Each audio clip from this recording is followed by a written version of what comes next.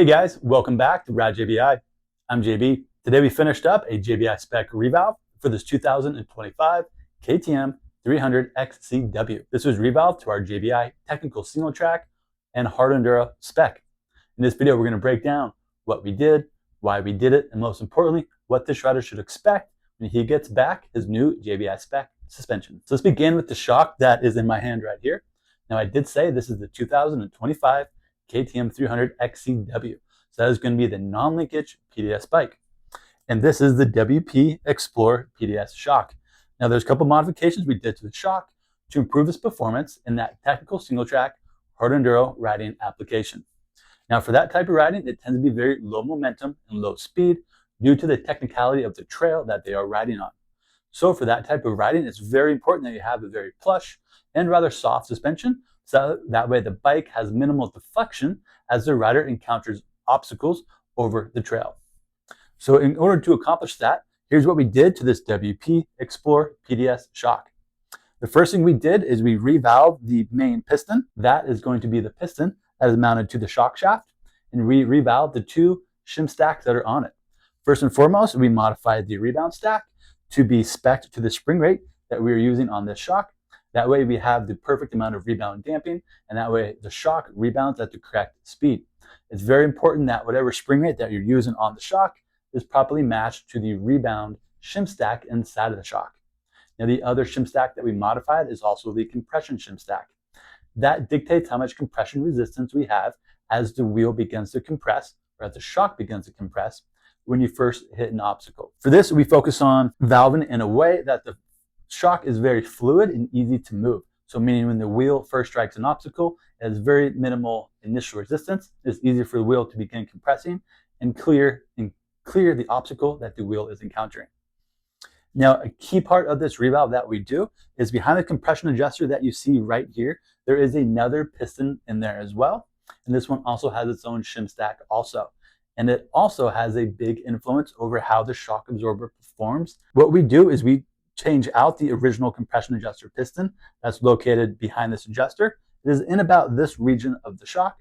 And what we do is we put in our JBI titanium compression piston, which looks like this, in place of the original piston. Now this design I have in my hand is very similar to the piston that you would find inside of the WP Xplor Pro PDS shock. That shock utilizes a much different compression adjuster piston than what the OEM one does. Instead, the OEM has a different design that is unique and only used in the stock suspension by WP, and it tends to often be the limiting factor in how well these WP shocks can perform. So what we did is we took notice of one of the key differences of why the kit shocks often heavily outperform the OEM shocks. We went ahead and redesigned that part, so that way we have a very similar part to install into this shock. And then what we also do is we revalve that portion of the shock absorber as well. It's very important that we have a good balance of compression damping resistance that's being made here at the compression adjuster piston and the amount of compression damping being made at the main piston on the shock shaft as well. We don't want to have an unbalance between the two. By that I mean we don't want to have a lot more compression resistance at the shim stack on the main piston, and or we don't have a lot or too much at the compression adjuster piston as well, or it could be the opposite, too little. We want both of these to make a very, let's say, equal amount of compression damping. In a technical form, we call that pressure balancing a shock absorber. I'm giving you a very oversimplified version of that, but I help you better understand and kind of appreciate some of the work that we do here. Now, one of the key features, again, of this different style piston has to do with how the oil flows through the piston, and more importantly, how much leverage the oil has over the shims, how easy it can instead open up the shims. In short, it makes this shock absorber much more comfortable and compliant than it can be tuned in stock form. You can definitely revalve the shock with just and only use the components that are inside of it and definitely get an improvement, but you're going to be limited on how much better you can make it.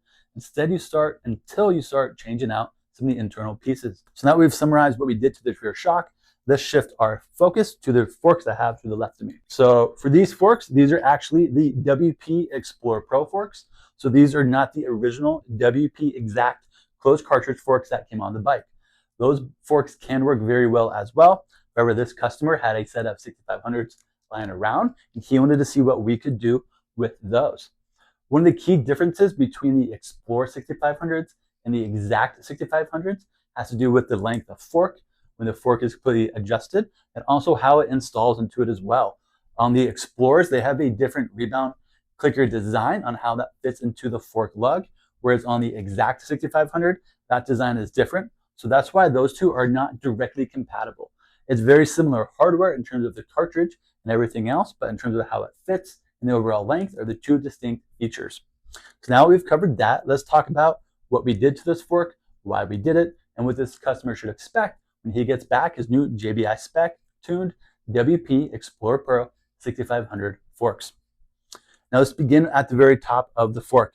In about this region of the fork, just below this JBI tune sticker, is going to be located our JBI titanium subvalve. That is going to be this gold piece I have in my hand right here. What a subvalve does, it produces additional low speed damping than what the original compression post can generate. The original compression post, when you adjust your clicker here at the top of the fork, you can meter how much oil that goes to the center of it. That same functionality applies with our subvalve. However, we also have the ability to put our own shim stack on the subvalve as well to further meter and modify how the oil flows through the compression post, aka subvalve. Now that also gets paired with the rest of the revalve we do on the compression assembly. That's going to be the shims that are located behind the compression piston on there as well. The subvalve and the compression shims work together, so it's very important that you have a design or a valving spec that's going to work in harmony between the two. So as I noted earlier, this is our JBI technical single track hard enduro application. So this tends to be our softest off-road spec that we have to offer, because we really want this front wheel to follow the ground the best it can and have very minimal deflection as that front wheel encounters obstacles while out on the on the trail. Another key area that we also revalve is going to be the mid valve, which is located in about this region of the fork.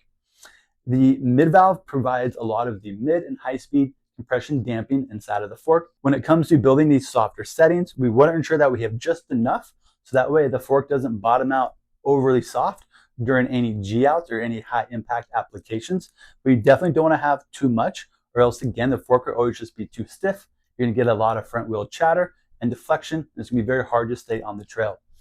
My experience riding off-road, I have found it's much easier to ride a slightly too soft of a bike in the off-road application, because at least the bike's going to stick to the ground and not deflect, compared to riding a slightly too stiff of a bike, because then you're going to get a lot of deflection. You're going to have a hard time predicting the bike and what it's going to do while out on the trail. Another area of focus on these is getting, again, the rebound shim stack on this fork to be mated to the spring rates we put inside of the forks as well. Again, that way we have the proper amount of rebound speed, meaning how quickly the fork returns after being compressed.